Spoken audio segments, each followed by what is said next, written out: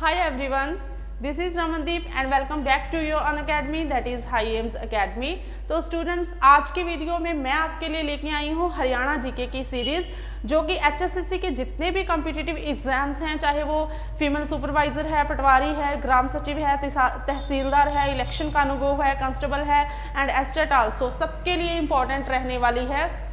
Haryana GK की series में मैं आपको टोटल हरियाणा जीके आगे की वीडियोस में कवर करवाऊंगी एंड आई होप कि मेरी अदर वीडियोस की तरह आपको हरियाणा जीके सीरीज भी आपको पसंद आएगी स्टूडेंट्स। तो आज की वीडियो में मैं आपको ओनली करवाऊंगी कि प्राचीन काल में हरियाणा को किन किन नामों से जाना गया और किन बेसिस पे हरियाणा का गठन हुआ या हमारा हरियाणा जो है अस्तित्व में आया। एवरीबडी नो कि 1 नवंबर 1966 को हमारा हरियाणा बना, लेकिन किन बेसिस पे बना और किसका पहले पार्ट था, ये आज की वीडियो में हम सब डिटेल से करेंगे।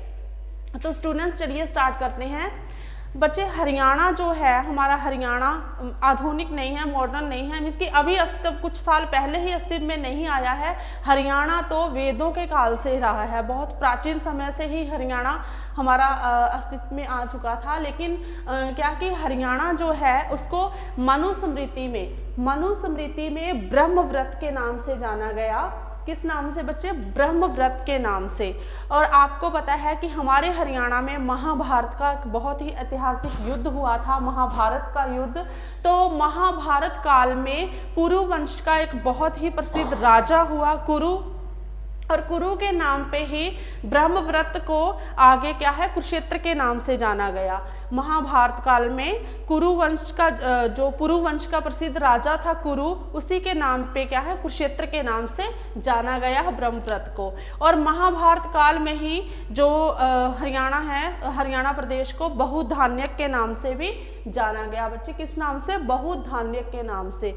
फिर क्या है कि आगे 6th-7th सेंचुरी आते आते 6ठी और 7वीं शताब्दी में हरियाणा प्रदेश को श्रीकंठ जनपद के नाम से भी जाना गया, श्रीकंठ जनपद। ठीक है, और ये माना जाता है कि एक नागवंशीय राजा हुआ है, तो उसी ने क्या है, जो ब्रह्मव्रत या कुरुक्षेत्र जो हिस्सा था उसी को ही क्या, श्रीकंठ जनपद बाद में 6th और 7th सेंचुरी में नाम दिया, श्रीकंठ जनपद। ठीक है, नागवंशीय राजा ने। ठीक है, फिर क्या है कि महापुराण में हरियाणा को हरियाणाओं के नाम से भी जाना गया, महापुराण में हरियाणाओं के नाम से।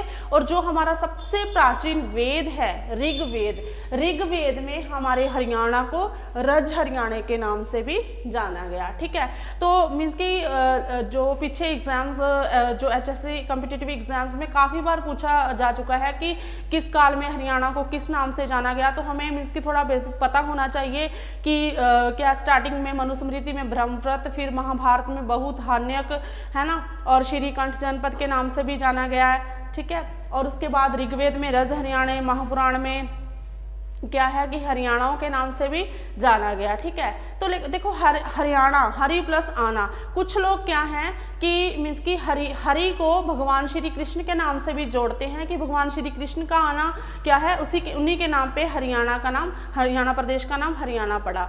ठीक है, लेकिन कुछ इतिहासकारों का ये भी मानना है कि जो हमारा हरियाणा प्रदेश है, जब वर्षा ऋतु होती थी तो यहाँ पे क्या है कि अलग अलग तरह की विचित्र प्रकार की वनस्पति उगती थी, और मीन्स कि पूरा क्षेत्र जो है हरियाली से कवर हो जाता था, और इसीलिए हरियाणा को क्या है, हरियाणा नाम दे दिया। हरियाली के कारण हरियाणा को हरियाणा नाम दे दिया। ठीक है, ये तो था कि प्राचीन काल में किन किन नामों से हमारे हरियाणा प्रदेश को संबोधित किया।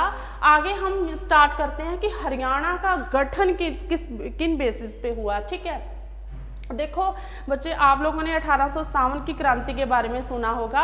1857 की महान क्रांति के बाद 1858 में हमारे हरियाणा को क्या है कि उत्तर पश्चिमी प्रांत जो कि प्रेजेंट में हमारा उत्तर प्रदेश है, यूपी है। ठीक है, हरियाणा के पूर्व में अब, ठीक है, आपके हरियाणा के पूर्व में जो उत्तर प्रदेश है उसी को उत्तर पश्चिमी प्रांत बोला गया है।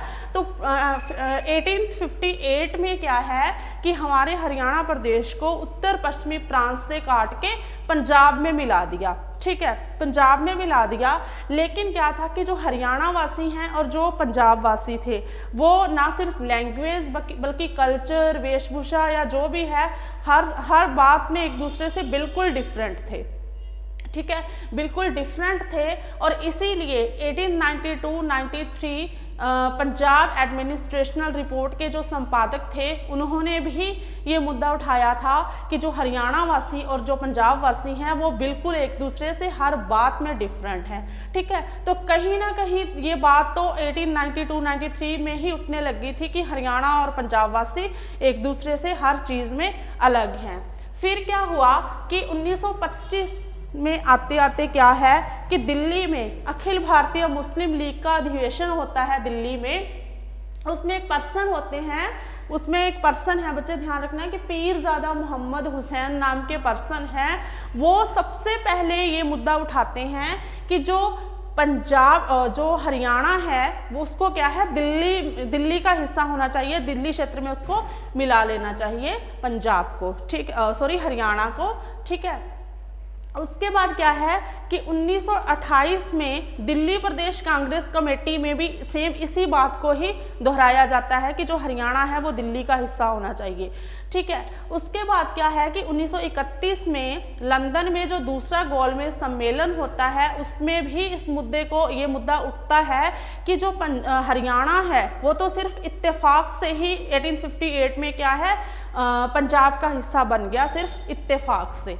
ठीक है, ठीक है, तो उसके बाद क्या होता है कि 1948 में मास्टर तारा सिंह नाम के एक पर्सन होते हैं, मास्टर तारा सिंह। वो क्या है कि पंजाबी सूबे की या वी कैन से कि सिख साम्राज्य की मांग करते हैं। 1948 में ठीक आज़ादी से एक साल बाद वो क्या है कि पंजाबी सूबे की मांग करते हैं अलग से।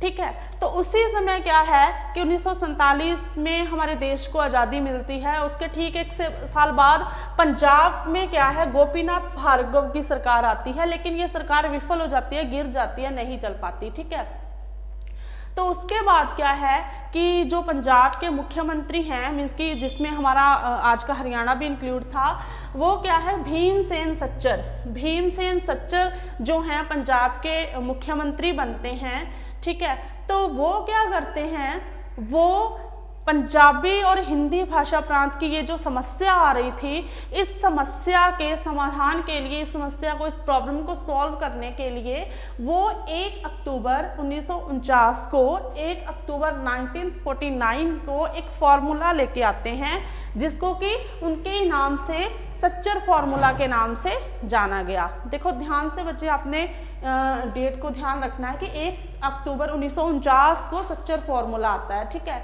इस फॉर्मूले के तहत क्या होता है कि पंजाब को हिंदी भाषा क्षेत्र और पंजाबी भाषा क्षेत्र, हिंदी भाषा क्षेत्र और पंजाबी भाषा क्षेत्र दो अलग अलग हिस्सों में डिवाइड कर दिया जाता है। एक में हिंदी भाषा क्षेत्र के लोग आएंगे और दूसरे में क्या है पंजाबी भाषा क्षेत्र के लोग आएंगे। ठीक है, लेकिन क्या है इसमें, और इसमें एक बात और कि हिंदी भाषा क्षेत्र में पंजाबी को और पंजाबी भाषा क्षेत्र में हिंदी को द्वितीयक भाषा के रूप में अनिवार्य रूप से पढ़ाना क्या है सुनिश्चित कर दिया जाता है। लेकिन जो हिंदी भाषा क्षेत्र वाले होते हैं वो कहते हैं कि हम पंजाबी को अनिवार्य भाषा के रूप में क्यों पढ़ें, और जो पंजाबी भाषा क्षेत्र वाले हैं उनका ये कहना था कि हम भाई हिंदी को अनिवार्य भाषा के रूप में क्यों पढ़ें। लेकिन ये क्या है कि ये फॉर्मूला भी विफल हो जाता है, इस समस्या के समाधान के लिए फेल हो जाता है, नहीं चल पाता।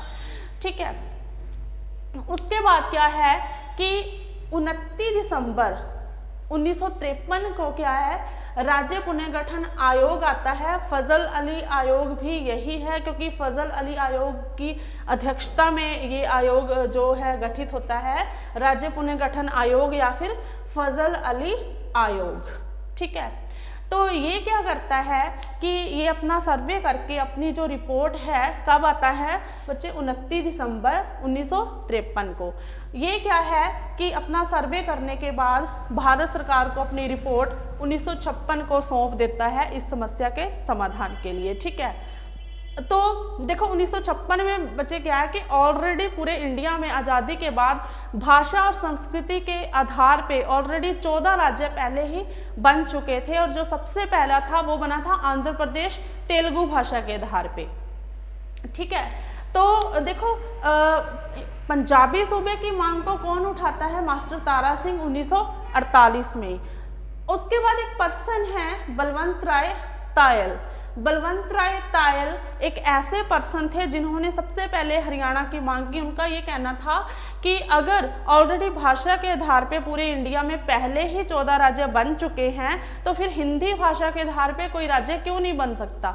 ठीक है, तो उन्होंने सबसे पहले इस मुद्दे को उठाया। देखो, पंजाबी सूबे की मांग सबसे पहले 1948 में मास्टर तारा सिंह ने की। बलवंत राय तायल एक ऐसे पर्सन थे जिन्होंने ये कहा कि अगर भाषा के आधार पे इतने राज्य ऑलमोस्ट पूरे इंडिया में बन चुके हैं तो फिर हिंदी भाषा के आधार पे कोई राज्य क्यों नहीं बन सकता। ठीक है, तो 29 दिसंबर 1953 को राज्य पुनर्गठन आयोग या फिर फजल अली आयोग आता है और वो अपनी रिपोर्ट 1956 में क्या है सरकार को सौंप देते हैं। ठीक है, तो उसके बाद क्या है कि सरकार क्या करती है, इस समस्या के समाधान के लिए एक क्षेत्रीय फार्मूला लागू करती है और इस क्षेत्रीय फार्मूला के आधार पे क्या है कि 6 सदस्यों की एक कमेटी बनती है जिसके एक सदस्य थे प्रताप सिंह कैरों। ठीक है, जिसके एक सदस्य थे प्रताप सिंह कैरों। और इसमें क्या है कि हरियाणा को पंजाब और हरियाणा 2 अलग अलग प्रांतों में विभाजित कर दिया जाता है। लेकिन उसके बाद क्या होता है बच्चे कि 1957 में 1957 में क्या है प्रताप सिंह कैरों मुख्यमंत्री बनते हैं पंजाब के। ठीक है, तो पंजाब के मुख्यमंत्री बनते ही ये जो क्षेत्रीय फार्मूला लागू किया था भारत सरकार ने वो भी पूरी तरह से विफल हो जाता है, नहीं सफल हो पाता है, नहीं चल पाता। ठीक है, तो प्रताप सिंह कैरों क्या करते हैं, जब प्रताप सिंह कैरों मुख्यमंत्री बनते हैं तो उसके बाद क्या है कि 1960 में मास्टर तारा सिंह पंजाबी सूबे की अपने मांग के मुद्दे को फिर से दोहराते हैं और क्या है कि आमरण अनशन पे बैठ जाते हैं। ठीक है, आमरण अनशन मीन्स कि अन्न जल त्याग के अपना क्या है कि व्रत अपना धारण कर लेते हैं, धरने पे बैठ जाते हैं। ठीक है, तो प्रताप सिंह कैरों क्या करते हैं कि मास्टर तारा सिंह जो कि 1960 में दोबारा आमरण अनशन पे बैठते हैं, पंजाबी सूबे की मांग को दोहराते हैं, तो उनको क्या है कि अरेस्ट करवा देते हैं, उनको जेल भिजवा देते हैं। ठीक है, तो मास्टर तारा सिंह की अनुपस्थिति में एक पर्सन है संत फतेह सिंह। ठीक है, संत फतेह सिंह बच्चे क्या करते हैं कि मास्टर तारा सिंह की अनुपस्थिति में आमरण अनशन का ऐलान कर देते हैं, व्रत पे बैठ जाते हैं कि जब तक पंजाबी सूबे की मांग को स्वीकार नहीं किया जाता सरकार द्वारा तब तक वो क्या है अपने आमरण अनशन पे बैठे रहेंगे। ठीक है, कब संत फतेह सिंह 18 नवंबर 1960 को क्या है कि धरने पे बैठ जाते हैं। ठीक है, तो इस दौरान क्या होता है कि मास्टर तारा सिंह रिहा हो जाते हैं। ठीक है, उनको रिहा कर दिया जाता है सरकार द्वारा। तो मास्टर तारा सिंह जब रिहा हो जाते हैं तो ऐसे पर्सन मास्टर तारा सिंह और संत फतेह सिंह जिन्होंने पंजाबी सूबे की मांग को उठाया था, ठीक है, तो वो क्या करते हैं मास्टर तारा सिंह, वो आके संत फतेह सिंह का जो आमरण अनशन का व्रत है वो तोड़वा देते हैं और खुद क्या है धरने पे बैठ जाते हैं। लेकिन खुद धरने पे बैठने के ठीक 48 दिनों बाद क्या है, 48 दिनों बाद वो खुद भी क्या है अपना व्रत तोड़ देते हैं और इस बात के लिए उनकी काफ़ी निंदा भी होती है। और उसके बाद क्या है कि जो संत फतेह सिंह हैं वो 1965 में दोबारा अपना आमरण अनशन का जो व्रत है उसका ऐलान कर देते हैं। लेकिन इस दौरान क्या होता है बच्चे कि भारत पाकिस्तान जो युद्ध है वो स्टार्ट हो जाता है, तो वो एक बार के लिए क्या है कि स्थगित कर देते हैं अपने आमरण अनशन को। ठीक है, और उसके बाद क्या है कि 1965 में ही दोबारा क्या है आमरण अनशन पे बैठ जाते हैं भारत पाक युद्ध की समाप्ति के बाद।